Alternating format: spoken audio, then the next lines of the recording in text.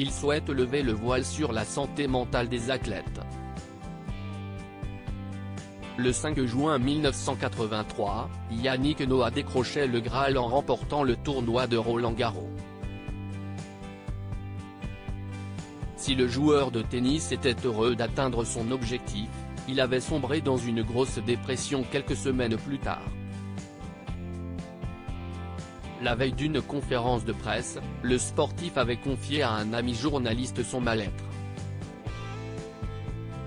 Alors que le lendemain, celui-ci avait tout répété, Yannick Noah était apparu en larmes dans les médias. Des images qui l'ont hélas fait plonger pour de vrai. Dans un entretien accordé au journal du dimanche, la star s'est souvenue « Mon rêve s'était réalisé rapidement. Au-delà de mes espérances, parce qu'il y a des émotions partagées, en plus de la victoire. Cet amour qui m'est tombé dessus, c'était un truc lourd. Du jour au lendemain, plus possible de se balader, d'aller au ciné, à la boulangerie. » En toute transparence, Yannick Noah a révélé « Je n'étais pas du tout prêt. Ce n'était pas ce qui m'avait attiré dans l'idée de gagner Roland. Je me disais que j'aurais peut-être plus de meufs, plus de blé, si esti à peu près tout. La gloire, mais sans me poser de questions. » Afin d'aller mieux, le sportif s'est alors exilé à New York.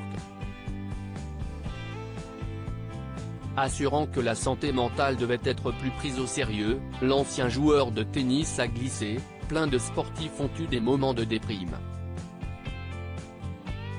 Aujourd'hui, il y a tout un accompagnement qui fait qu'il ne s'agit pas juste de taper de la balle.